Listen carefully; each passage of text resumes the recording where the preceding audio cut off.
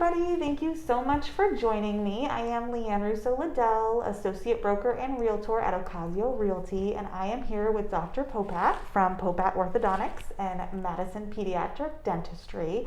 Super excited to talk with you today. So let's just kind of dive right in and get to know more about you and your business. I know you have a really deep connection with the Madison area. Do you want to tell me a little bit about that? Sure. So welcome everyone. My name is Rishi Popat. I grew up here. I'm a local Phoenix native. My parents, everyone kind of knows the story for some who don't. They actually own the dry cleaners, Tony's Cleaners and Tailors, which is next door to our office. I grew up on 3rd Street in Marlette, and my parents live in the same house. Nice. We live across the street on 4th Street in McClellan.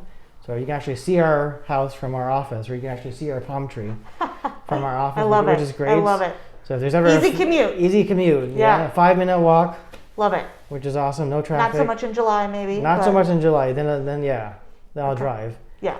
Great, wonderful community. Grew up working in the dry cleaners all my life. When on summer vacation and winter breaks, I realized my parents sacrificed a lot for our education. They told us the value of education and working in the summers when it's 120 outside, it's 140 degrees inside. I was like, yeah, I want a job where I can sit down and be in air conditioned. And I'm living the dream. I get that. Living the dream, right? Hey, if that's all I get is air conditioning in the summer, I'm a happy person. In Phoenix. In Phoenix, so it's good. Yeah. And so went to Madison Slimus, Madison Meadows. Rode my bike to Meadows every day, which is really nice, on the bridle path. Nice. Did all the Central Phoenix fun stuff and all the events in town. Then I kind of deviated a little bit and went to North, the IB program. Okay. I mean, it's like still one of the only IB programs. It's only, Yeah. So did there, and then went to college. I went to Trinity College in the East Coast. Okay. Fun, liberal arts, good experience there. Worked in Boston for a little bit, did some research. Nice. Went to dental school. I went to orthodontic residency at Harvard. Met my wife there, who was at Harvard Business School. Okay. And then moved back home. Nice. Which is no place like home, like Dorothy says, right? Hey, I like it. And then here I am, raising my kids in the same cycle of going to school in the Madison District and MTA. Nice. Well, tell me a little bit about, your business and kind of how you got started. Sure. So being an orthodontist, so actually going back, I met my wife while I was taking a class at the business school, and my wife, she sat next to me, or I sat next to her, I should say. Okay. We started dating and talking, and she asked me, like, on our second date, what's my business plan? And I was like, you're like, okay. Business plan? Like, what do you mean? And she's like, what are you going to do after you graduate?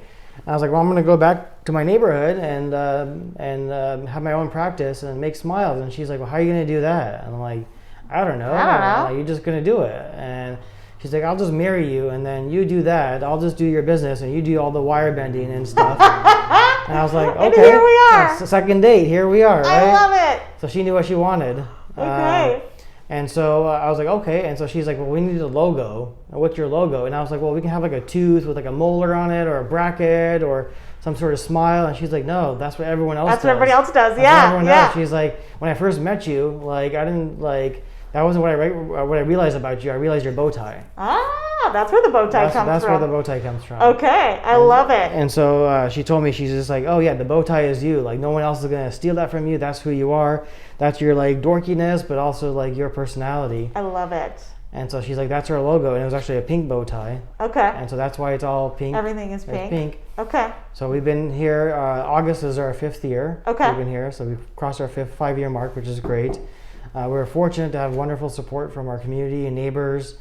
It's awesome to be in the local neighborhood. Absolutely. The best part is, like, every day I'll just like see a new face in our office, and I won't recognize the name on the schedule in the morning, but when I see them here, I'm like, oh, that's a girl I had a crush on in middle school, or and now I'm seeing their kids. Okay, very cool. So like, it really is kind of coming full circle. Full circle. Everyone in Central Phoenix, as you know, comes back. Yes. You go somewhere else for a little bit. Yep. But then you come back and you realize how nice we have it here. Yeah, absolutely. And now their kids are going through the same thing as we are, raising families in the same neighborhood, going through the same structure and everything. And so I see them, and now I can joke with them and say, oh, you married that guy. Why'd you marry him? right? Because we're all friends, we're all colleagues, we all get along, and I really appreciate and respect when they bring their kids to me, and I take care of them as well. That's awesome. That's awesome. I love hearing that, and I really appreciate the community that we have, and really just, like you said, everybody loves it here, and people stay here, and they want to raise their families here, and that's why I'm so grateful that I get to be here with my little family, and Yeah, and people know where I live, and I tell all my patients, you know where I live. If you have any orthodontic emergencies, I keep pliers in my house. Nice. I have gloves. They come back in the sofa. I clip their wire. They go home. Okay. It's a great way to practice. It's a great way to see friends and families and neighbors and meet new friends and families that way too. It's kind of like I always wanted to be a doctor with a black bag. Sure. Right. Yeah. And this is the same kind of thing, old school. Yep. So this way I can't practice out of my house, but I can at least handle some emergencies if needed. Absolutely. Awesome. Well, that definitely would have saved me when I was younger, having some of those braces wires come off, or expanders, or any other number of various orthodontia. So I'm glad to hear that you're doing that for your patients. That's great. What are some of your goals for the next year, Dr. Popat? Obviously, this has been a interesting year, right? 2020, no matter how you want to say it, it's just like gonna go down in history. That's for sure. We'll always go down, and we're like always remember that. And so I'm looking forward to finishing this year strong and being done with it. And the next year, lots of new opportunities, new things going on right now. Everyone's going to start fresh. I think we're all going to hit the reset button next year. And I think everybody's just going to have a collective sigh of relief. And it'll just be nice to like take the mask off. Everyone, I tell my patients, next time I see you guys in the new year, hopefully I'll be the only one wearing a mask, right? Right. Because you're used to it, right? I'm wearing it all the time, but now I see all my patients and their families wearing it. I'm losing the connect. I feel like I can't see them all the time. I feel like I don't know who they are. I get that. So it's just gonna be nice to reconnect. My whole priority next year is to reconnect better with my patients and their parents and their families more. I lost that because their parents were sitting in the cars this entire time, or the kids came in by themselves sometimes, or I'm a huggy guy or a handshake guy, and now doing elbows is not the same as embracing. So more about embracing everyone again, reconnecting with them on back to when we first started. I love it. And then diving into more digital orthodontics. We're doing a lot more aligners. We're making our own 3D printers we bought. Okay, very cool. So more digital, less. A lot of adults came in during the pandemic. They were tired of their smiles during Zoom calls. Right, they're noticing themselves more. They're like, oh great, I have crooked teeth. Let me get fixed now. So we've been doing tons of adult orthodontics for this line. Okay. We call it the pink bow tie aligners. It's our branded aligners. I like it. And a lot easier. A lot more adults are doing it. And our youngest patient is actually 6 years old. Okay. Because she was teased at school because her teeth were crisscrossing. And so after a short time, I can relate to that little girl that's 6 because my teeth were crossed when I was 6. So. Yeah. and so like now it's like a horrible time with everything going on right now. Right. The last thing you wanted to do is people making fun of you, right? Right now is the time for everyone to come together, not to be away. Yeah. Well, very cool. I'm really happy to hear that, you're just trying to help the community as much as you can. And I feel bad, like we haven't done as much as we should have, and it's kind of like we're all in the same boat, right? We're all in this together. It's like there's not much I can do. I don't have like a magic wand to do anything. Initially, we started giving out masks to all the schools. We started giving out hand sanitizer. We started giving out gloves and everything. But then after a while, everyone already had a mask. Right. They don't want any more masks. They're like, thank you so much. We already have our own mask. Yeah. You do what you can when you can. So we're like, okay, we did that, but it just feels like there's so much more to do. And school's been out, so we can't do a lot of stuff, and then it's kind of hard to. I miss all the school events. I miss all the fun fairs and the winter breaks and carnivals, and just to go with my daughters and do things.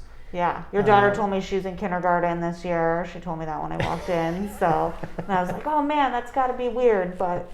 It's she seemed pretty positive and happy. So you have to give the school and the teachers and all the staff credit for navigating through this time, trying to do hybrid school learning and Zoom calls, and it's just. But everyone did it. Right? We should all be proud of ourselves for, as a community, getting through the pandemic. Right, we're we're around the corner, and then we'll all go back and we made it stronger. I always pray that our families and our patients and their families stay safe. Absolutely. Because this is serious, right? But we're going through it strong. Yes, I agree. Well, on more of a personal note, what are some of your favorite things to do in the neighborhood, and what do you like to do when you're not working? Nice. So I'm a workaholic, but the thing is, my wife told me is just like this isn't really work. Like, what's a saying, like, if you love what you do, it's never work. Yep. Right. And so this is like, I didn't go to school for 25 years or so because I wanted to. It's Right. Because I love it. Right. Right. This is like my passion, and so I love orthodontics. Like, the best part about living across the street is when my girls take a nap, right, I can just like peek over here, come here, and like tinker around and like work on like inventing new brackets or new wires, or do more 3D printing things, or look at facial diagnostics. I write a lot of articles in newspapers and orthodontic journals. Nice. So it's always nice to keep on advancing our profession, try to always be learning. different, always learning. I'm still learning too, and just to try to make things a lot better, either the customer experience or patient experience, or I just like to come here, play around, see what we can do.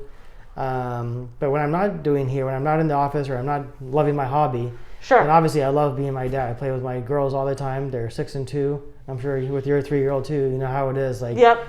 It's crazy and wonderful and fun and frightening all at once. And how much they pick up, how much they absorb, everything you do, everything you see. So much. It's scary. So we have to like be on our best behavior when we're in front of them. Which I'm always watching. I'm always seeing like what I could do better. Absolutely. We're learning how to read. As you know, we're at home all the time, so we're trying to do fun arts and crafts and projects at home, which it's going well. Yeah, hard to keep their attention, but man, you try. Yeah. But my daughter and I played with a plastic bucket and some yarn yesterday for an hour. So wow. We built a boat. We went to the boat wash.